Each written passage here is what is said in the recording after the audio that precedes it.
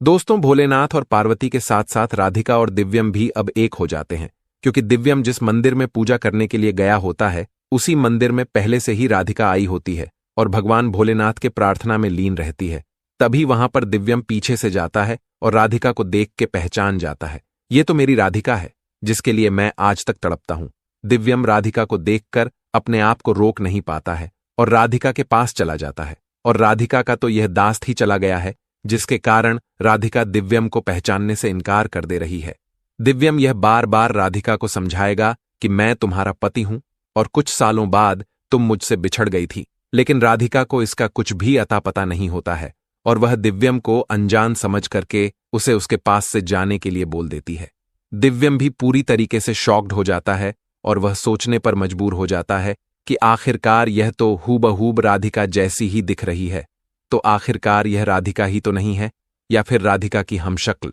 क्योंकि अगर राधिका होती तो उसे पूरा याद होता और वह हमें पहचान जाती। दिव्यम यह सोच करके वहां से चला आता है कि शायद यह औरत राधिका की हमशक्ल होगी,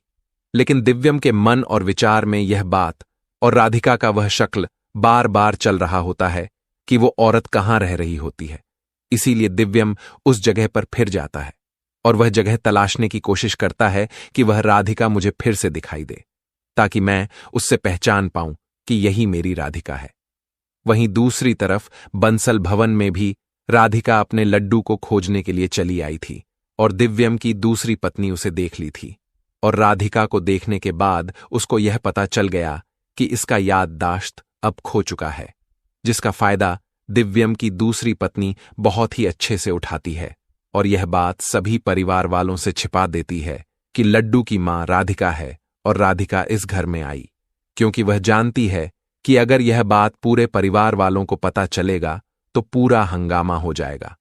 और दिव्यम राधिका का तस्वीर देख के जिस तरीके से उसे मिस करता है, तुरंत राधिका को घर में वापस लेकर के आ जाएगा और हम और हमारा बेटा फिर कहां जाएंगे।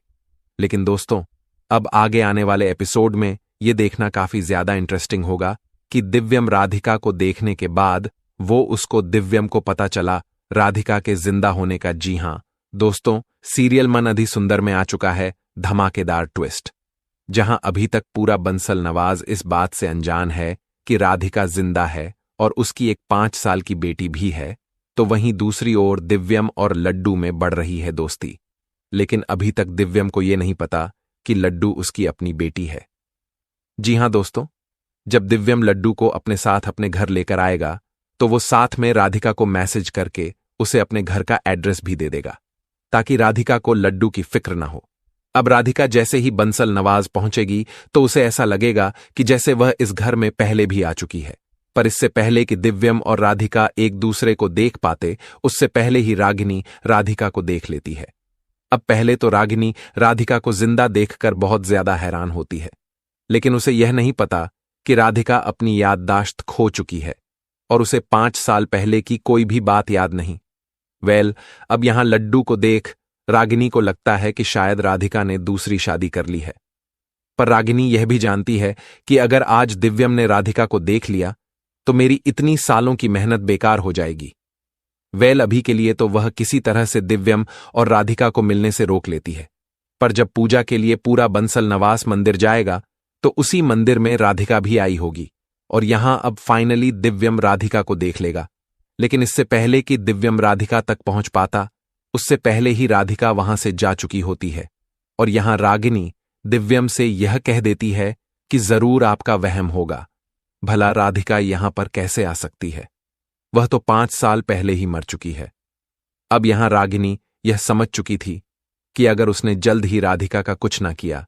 तो आज नहीं तो कल दिव्यम राधिका को ढूंढ लेगा। इसलिए वो सुजाता के पास जाकर उसे राधिका के जिंदा होने का बता देती है। अब यहां पहले तो सुजाता को यकीन नहीं होता,